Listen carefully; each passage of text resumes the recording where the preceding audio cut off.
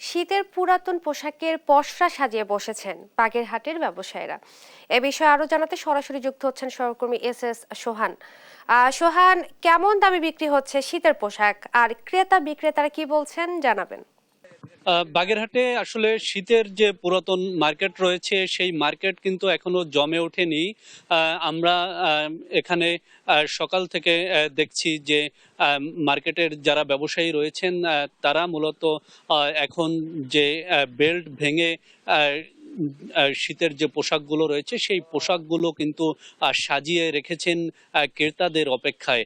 তবে ক্রেতা না থাকায় কিছুটা অলস সময় পার করছেন তারা। আমরা যদি আপনাদেরকে একটু এই যে মার্কেটটা রয়েছে সেই মার্কেটটা ঘুরিয়ে দেখাতে চাই, তাহলে আপনারা দেখবেন যে বেশিরভাগ দোকানেই কিন্তু যে বিক্রেতারা রয়েছেন তারা অলস সময় কাটাচ্ছেন, কোনো ক্রেতা নাই। আমরা বিক্রেতাদের সাথে কথা বলে জেনেছি যে এখন আসলে বাগেরহাটে সেই হাড় কাঁপানো যে শীত, সেই শীত এখনো পড়েনি, যার কারণে ক্রেতার সংখ্যা কিন্তু খুবই কম।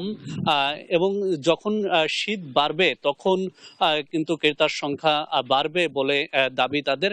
আমরা বাগেরহাটের যে পুরাতন কাপড়ের যে বাজার বা শীতের পুরাতন কাপড়ের বাজার, সে বাজার সম্পর্কে যদি আমরা আপনাদেরকে বলি, বাগেরহাট শহরের নির্দিষ্ট একটি জায়গায়, অর্থাৎ পুরাতন কোর্ট চত্বর এবং মুক্তিযোদ্ধা যে মার্কেট রয়েছে সেই মার্কেট চত্বরে প্রায় 50টির মতো দোকান বসেছে শীতের পুরাতন কাপড় নিয়ে।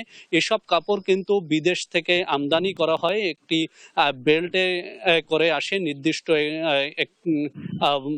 একটি পদ্ধতিতে এই কাপড়গুলো আসে এবং এই কাপড়গুলো খুলে এখানকার যারা ব্যবসায়ী রয়েছেন তারা বিভিন্ন স্তরে সাজিয়ে রাখেন এবং এই কাপড়ের দাম নতুন কাপড়ের তুলনায় 15 থেকে 20% মধ্যে ক্রয় করা যায়।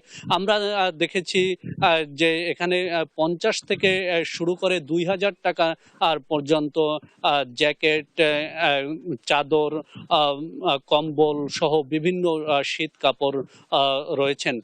ক্রেতারা বলছেন যে এই সব মার্কেটে বেশিরভাগই একটু অসচ্ছল মানুষরা আসেন, তবে সচ্ছল মানুষরাও কিন্তু এখান থেকে ক্রয় করেন।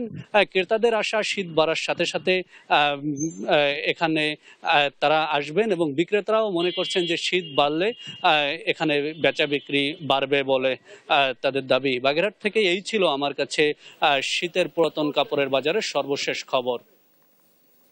আপনাকে ধন্যবাদ। বাগেরহাট থেকে শীতকে ঘিরে ব্যবসায়ীদের শীতের পোশাক বিক্রির আয়োজন নিয়ে বলছিলেন সহকর্মী এস সোহান।